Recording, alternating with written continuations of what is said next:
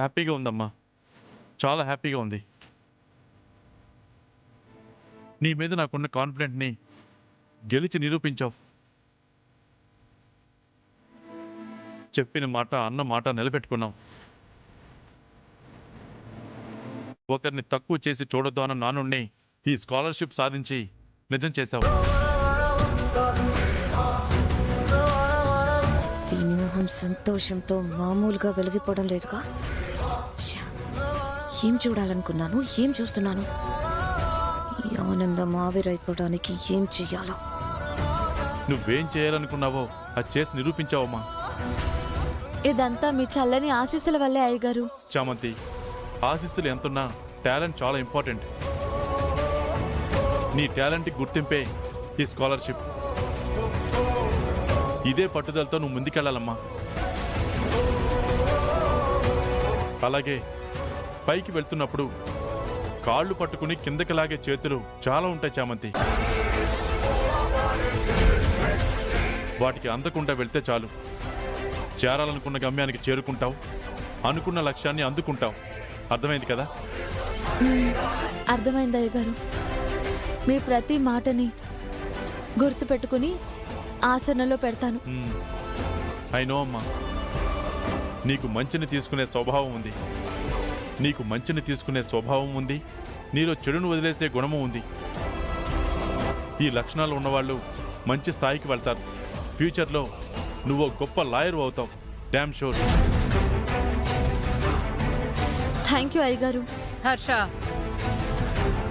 మీ పొగడ్తల కార్యక్రమం అయిపోతే డిన్నర్ చేద్దాం. ఏనమ్మా, ఆకలేస్తుందా? భోంచేద్దాం. కంగ్రాచులేషన్స్ అమ్మా. థ్యాంక్ యూ అయ్యగారు. పద.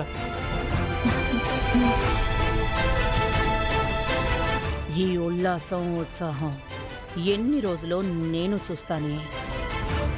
ఈ సంతోషమే నీ జీవితాంతం ఉండాలని కోరుకుంటున్నాను చామ్. నేను చూడలేను. ఈరోజే దీన్ని ఏదో ఒకటి చెయ్యాలన్నంత కోపంగా ఉంది.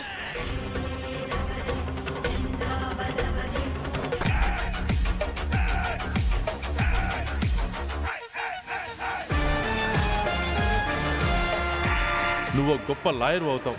Damn sure.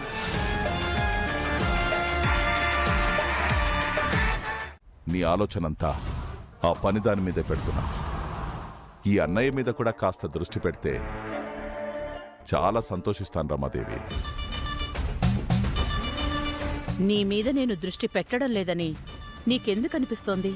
నా కల కలగానే మిగిలిపోతుందన్నప్పుడు అనిపించదా రమాదేవి? నా కూతురు నీ కోడలు కావాలనే కదా నేను, భ్రమర, నా కూతురు ఎన్నో కలలు కన్నాం. ఆ కల ఓ కల అయిపోయి అరుణ్ ఆ రోజాను చేసుకొనొచ్చాడు. నువ్వు రోజాని ఎలాగైనా పక్కకు తప్పించి ఆ స్థానం నా కూతురికి ఇస్తానన్నావు. అది జరగలేదు. అది జరగలేదంటే చూస్తూనే ఉన్నావుగా. ఇంకెన్ని చూడాలన్నదే నా బాధ. ప్రేమ్నైనా నా అల్లుణ్ణి చేసుకుందాం అనుకుంటే తనని నిషాకిచ్చి చేస్తున్నా. ఇప్పుడు నీ మేనకోడలు ఈ ఇంటి కోడలుగా అవ్వాలన్న నా కోరికని నువ్వు పూర్తిగా చంపేస్తున్నావు. చెప్పు, ఇంకెక్కడుంది నీకు నా మీద దృష్టి? నీకర్థం కావట్లేదు. అరుణ్ పెళ్లి చేసుకుంది ఒక సామాన్యురాల్ని కాదు, ఒక సంస్థానపు యువరాణిని. అది నీకో తెలుసు. ఆ యువరాణి స్థానం ఎంత గొప్పదో అలాగే ప్రేమ్ని పెళ్లి చేసుకోబోతున్న నిషా స్థానం కూడా అంతే గొప్పది. ఏకంగా మినిస్టర్ కూతురు. అయితే స్థాయి చూస్తున్నావా రమాదేవి? చచ్చా, నా ఉద్దేశం అది కాదు. వాళ్ళకలా కుదిరినప్పుడు మనం ఏం చేస్తామో అంటున్నాను. నీ మాటల్లో తేడా కనిపిస్తుంది రమాదేవి. నువ్వలా అనుకుంటే నేనేం చేయలేను. మీరెప్పుడు భోగభాగ్యాలతోనే బ్రతకాలి అని కోరుకునేదాన్ని. నా మనసు ఎప్పటికీ మారదు. అది నీకూడా తెలుసు. బాధపడకన్నయ్యా. నువ్వు దీక్ష గురించి అస్సలు దిగులు పడుకో. దీక్షకు ఓ మంచి సంబంధం చూసి నేనే పెళ్లి చేస్తాను. సరేనా? నేను మిమ్మల్ని ఎలా వదులుకుంటాను? భలే వాడివే.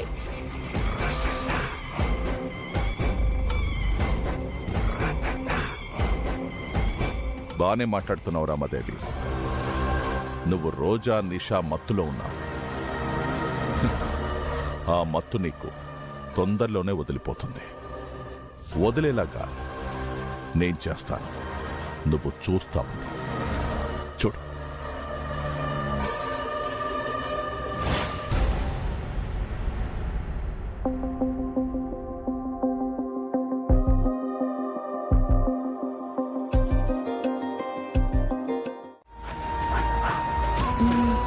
అంతా బాగుందత్తా, కానీ డబ్బులు నేను అడ్జస్ట్ చేస్తానులే అమ్మా. అయ్యో నువ్వు దాచుకున్నవెందుకులే అత్తా? అబ్బా, నువ్వు నాకు తర్వాత ఇద్దులే. అంత మంచి రోజు మళ్ళీ రావాలంటే సంవత్సరం ఆగాలి. ఇంకేం ఆలోచించకుండా రేపు వెళ్ళండి. సరే అత్తా, మంచి మాట చెప్పావు. అమ్మ మొహంలో కూడా కాస్త ఆనందం కనిపిస్తుంది చూడు. నాన్న బయటికి రావడం కోసం నేను ఏదైనా చేస్తాను. రేపు ఉదయాన్నే వెళ్తామత్తా. అమ్మా, రేపు వెళ్దాంలే. వెళ్ళండి. ఏ టైంలో మీకేం షాక్ ఇప్పించాలో ఆ టైంలోనే ఇప్పిస్తా. నువ్వు నిజంగా అన్లక్కీ వేచామంతే. నువ్వు సంతోషంగా ఉండడం నేను చూడలేనే. నీకు సంతోషం అలా కనపడుతుందంతే, అది ఉండదు.